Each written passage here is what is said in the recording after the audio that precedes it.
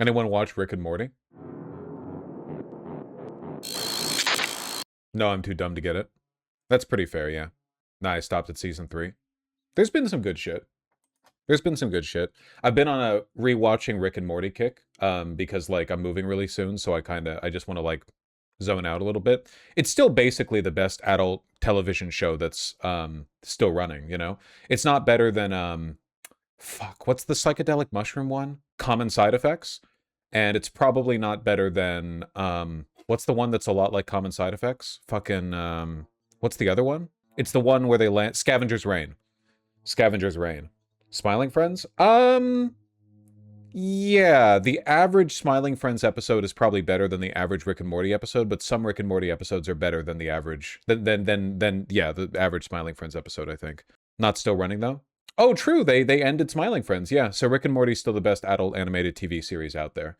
Like people keep saying bring back Inside Job, which I agree with by the way, but Rick and Morty is better than Inside Job was. I think people just like the novelty a little bit. But yeah, you know. What is Smiling Friends even about? Dog, it's in the fucking title. Have you seen the bad spin-off about the president? I don't watch spin-offs. I'm not doing that shit.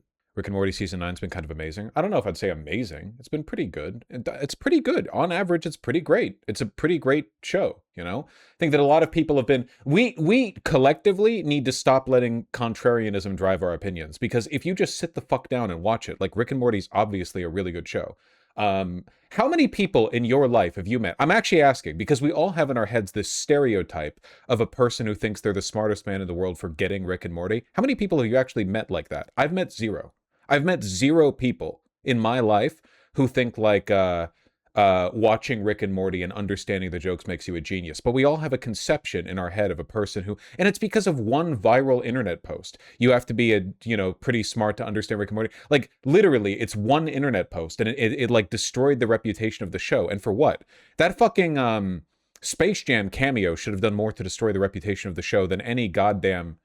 And you know what? Pickle Rick is a good episode. Everyone makes jokes about it. People, they make bongs, Pickle Rick bongs, and that's cringe, I admit. But it's a good episode. I'm not going to be driven by internet contrarianism into saying that something that's good is bad just because we all like saw the same internet post that makes fun of a virtually non-existent group of people. There were people who tried to contrarianism the world into not liking Undertale for a while. Dude, genuinely, it's so fucking annoying how many people's opinions of things are driven by like this sine wave of internet love and hate, where like every year people flip up their opinions and they're like, well, actually, and then you do this like, what's been around long enough that I've seen this happen like 20 times? Avatar: The Last Airbender.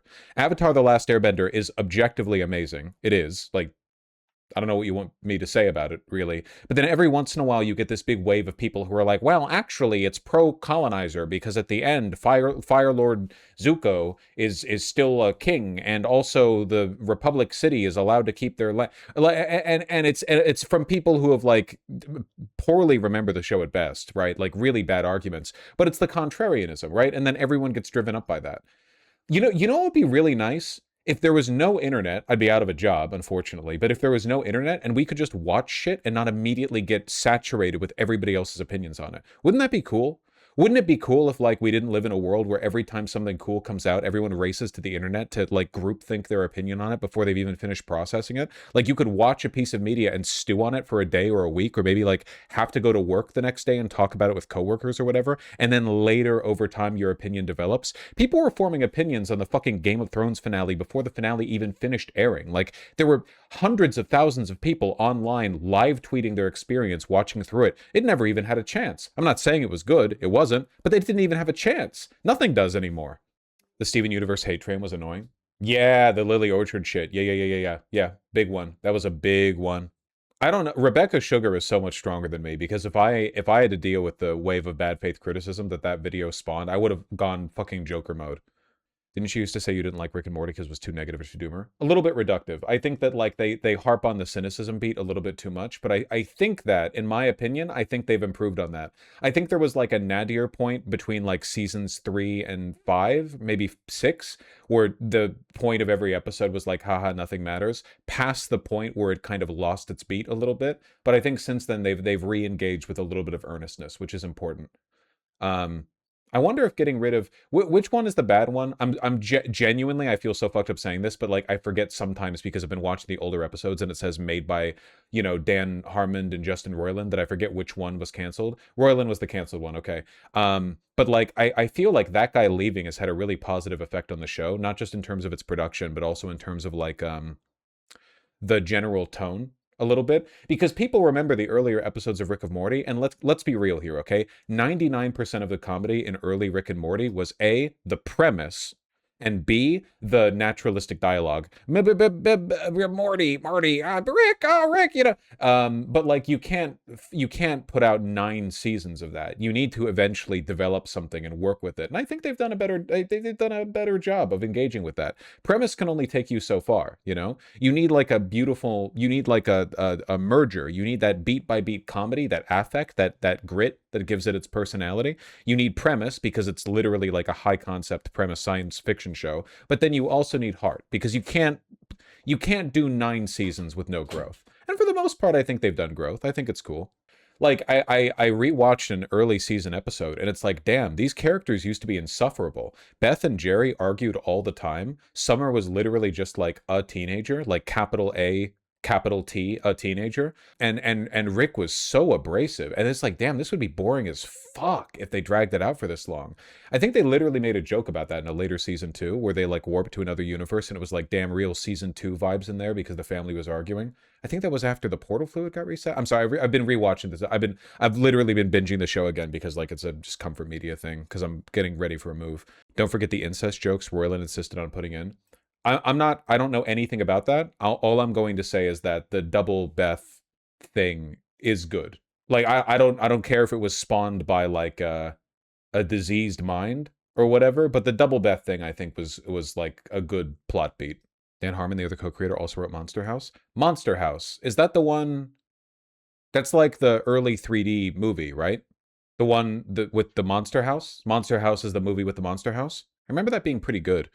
I just can't deal with excessive cynicism. Well, I think the problem is that Rick and Morty got so popular that very specific brand of Rick Sanchez cynicism became a joke in itself. And now it's a lot more satisfying to see him critique his own behavior. It's also like, part of it is also, you can lead a horse to water but can't make them drink, in the sense that Rick was never meant to be like an enviable character. Like he's always been wretched, miserable, and so on. So you have to like sometimes remind people that it's not desirable to be him. Did you say double death or double Beth? Double Beth, because she's got a clone in space, Space Beth. That's good. It's a good plot beat, Them falling in love with each other. It's a good plot beat. It's like genuinely, it's interesting, It's also like fitting for her. Why do you think that? Because she's established to be an insecure narcissist, so the idea of her falling in love with like an abstract representation of how cool she could have been in an alternative life while still clinging on to the vestiges of her family responsibilities makes sense, because it's like a representation of the escapism that she kind of like clings on to, and the feeling of adventure that she gets vicariously through Rick and Morty by being the daughter of Rick. But like she wants to feel attached to that, but she also like doesn't really have the stones to do the kind of shit Morty does with Rick, so she would rather like vicariously do it through clone Beth or other Beth. And it's like a good character. It just makes sense, This is what I mean about premise not being enough. Like premise, clone Space Beth. Okay, great. But it makes sense for the character, Look at this dumbass analyzing media. I just like lesbians. They're literally not lesbian. I don't know if you've paid attention to like the... No, it's okay. Rick seems to have hit a turning point after he dealt with evil Rick. He's got more positive... You mean Rick Prime? I'm a sucker for the Canon episodes, genuinely. It feels like they dump all their good writing into it too. You notice that? The contrast between the writing on the Rick Prime / Evil Morty episodes versus some of the like lower tier other ones is so high. You can really tell the writers pour over the Canon episodes. Evil Morty becoming the president of the Citadel, anything involving Rick Prime, the most recent episode with Evil Morty getting arrested or whatever. Like the difference in writing quality, you can tell they're like, okay, we're gonna actually like commit to this. I think we're gonna put effort into it. The season 9 one was kind of mid. It wasn't as good as the Rick Prime one for sure, but it was still pretty good. Yeah, I don't know. Nah, that's okay, love. I've had enough coffee today, I think. Have you seen Pantheon? No, I haven't seen Pantheon. All right, we should probably move on.